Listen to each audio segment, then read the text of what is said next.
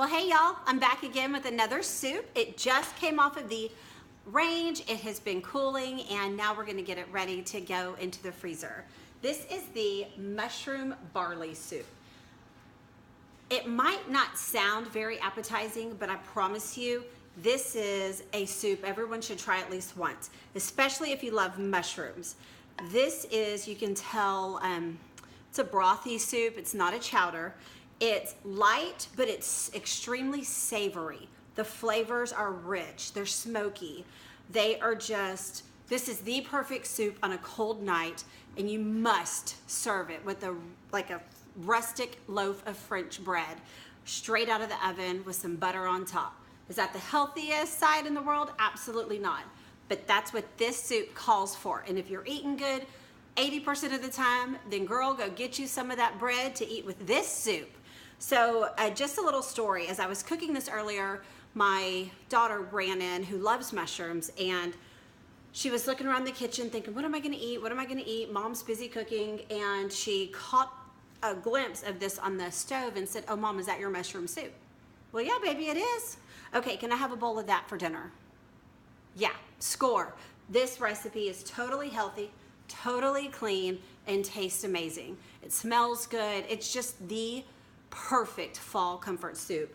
It's got an onion, it's got garlic, carrots, celery, mushrooms, vegetable broth. I mean, can you really go wrong with that? I don't think so.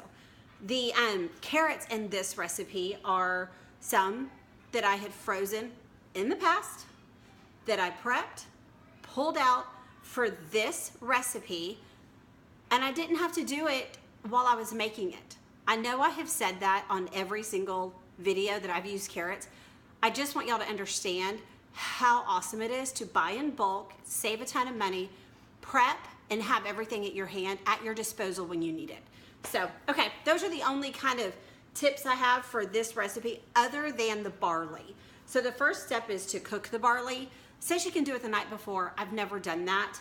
I cook my barley alongside my soup, and it's in its own saucepan cooking while I'm doing the rest of the steps for the mushroom soup. But I just want to tell you, to buy barley, it's not expensive, but a big money saver that I have found, you know the bulk section in your grocery store, like the healthy living section? They sell barley in the bulk, and I got a pound of barley for less than $2. This recipe calls for a cup, so I can make this recipe 2 more times with the bag of barley I got. Plus it's organic, so you're not purchasing barley that's been, you know, packaged at a facility somewhere that's, you know, been put into a container and you just kind of don't know. This is just fresh organic barley. You scoop it out, get what you need, you know, scan the little sticker and go. So this is where I buy my barley, by bulk, save a ton of money. You can also find spices, like if you're doing a recipe that only calls for a little bit of a spice and you don't want to pay the money, you know, for a spice that's really big like this one, then you can check out the bulk section, because a lot of times they have those spices. You can buy just what you need for a fraction of the cost. Anyways, okay, let's get this puppy ready for the freezer. My bag is already prepped. It's got the name of the recipe and it's got the date. The soups are good for up to 3 months in your freezer. And as I've mentioned in other videos, I always ladle out my soup so I can count how many servings I need for my family. This is going to make 2 full dinners, and if I play my cards right, a couple of lunches. This is a requested soup by my family, specifically my daughters.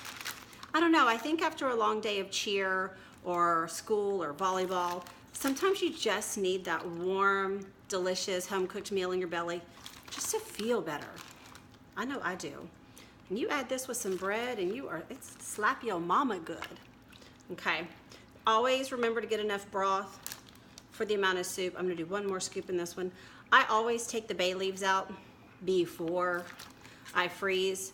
I don't want the bay leaves in there when I go to reheat it. You can leave them in there if you like. I just know that if my kid found a leaf in their soup, she would just absolutely say, I'm out. I'm not eating a tree today. So I just eliminate that. Okay, let's get that over there. And I'll show you guys once again how I get the air out. So this is enough for my family. You, of course, measure out what your family would need. I'm gonna zip it up almost all the way. Not quite. Y'all are probably like, okay, lady, we've heard you say this. I only repeat it in case this is the only video somebody watches. Let's keep doing this. I'm gonna zip it all the way. And now I'm going to lay it flat, lift it up a little bit, unzip the middle, and pat it down until all of the air, well, let's say this, as much of the air as I can get out comes out. Okay, let me re-zip it. I feel like that's really good. And that's it, y'all. So I've got another bag labeled, ready to go. This is pretty cool, but it could be a little closer to room temp. I'm gonna take it onto another area of my kitchen, keep it laying flat, let it get to room temperature along with this next bag. I bag up, and then once it's room temperature, I'll add it to the freezer, stacked on top of the other soups, so that they're just, it's so easy to access your soups and they don't take over your whole freezer. You definitely wanna maximize your storage space, and freezing flat in bags is the way to do that. So I'm gonna keep ladling and get this next bag in there, and I can't wait to hear what you guys think about this recipe. I'll see y'all soon, bye.